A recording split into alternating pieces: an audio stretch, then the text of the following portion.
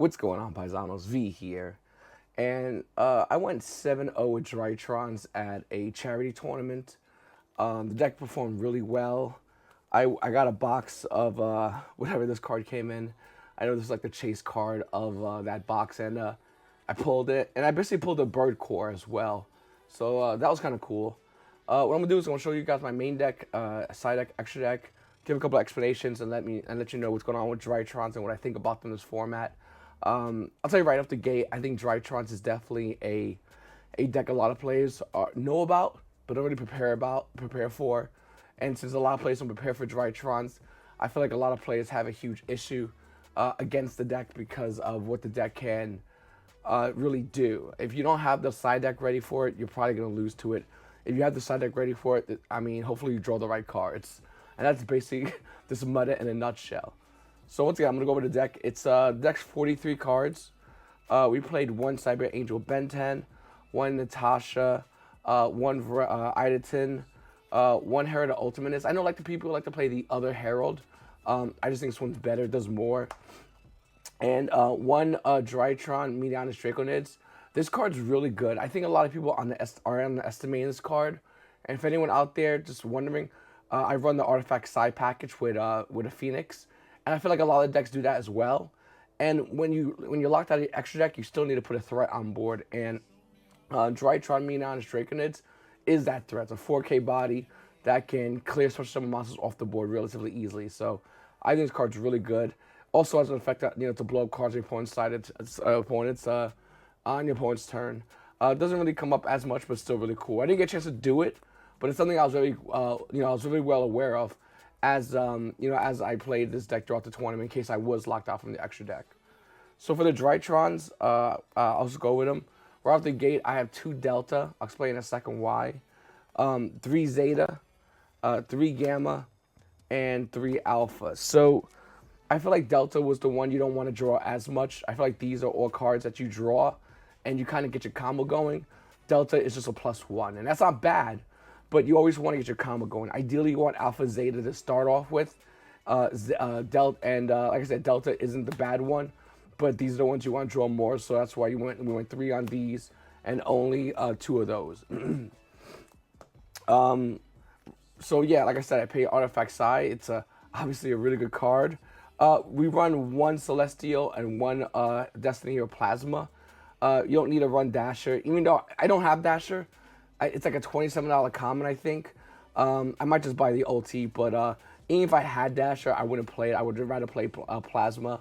It's a better chance of that coming up than Dasher. We also run 1 Eva and 2 Herald Orange Lights. This is really good. I think this is a really, really good package right now.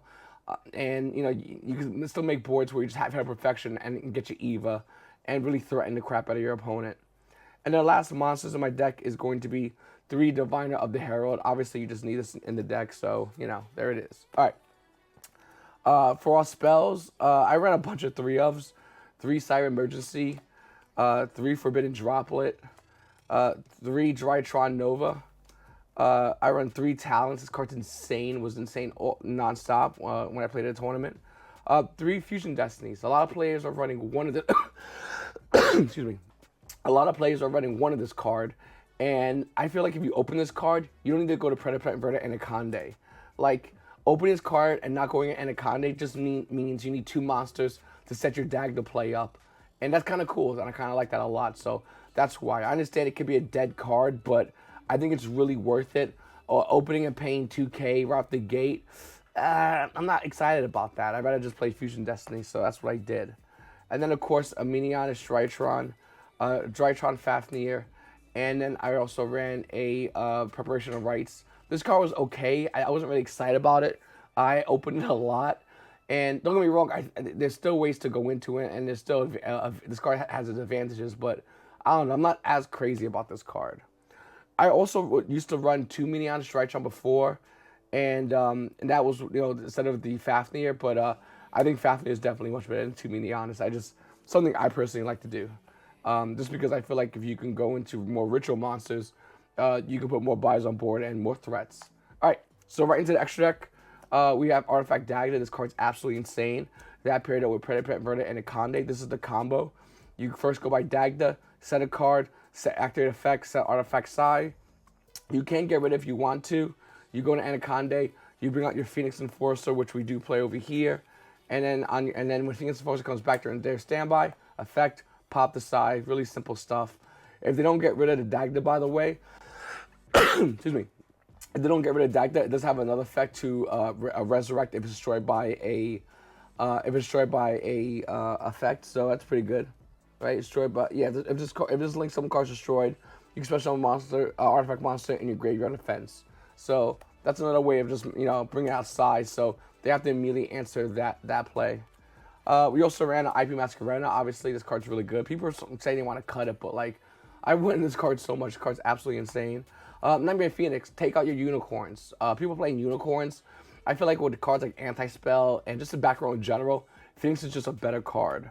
Of course, you got to run Link Rebo. It's the standard card. Borisol Dragon, you don't run Access Code, you run Borisword.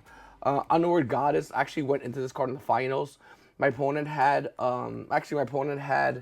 this card on board on his side, and I basically just went into Underworld Goddess, and he couldn't get any value off it, which I think makes this card a lot better, because it catches everybody off guard.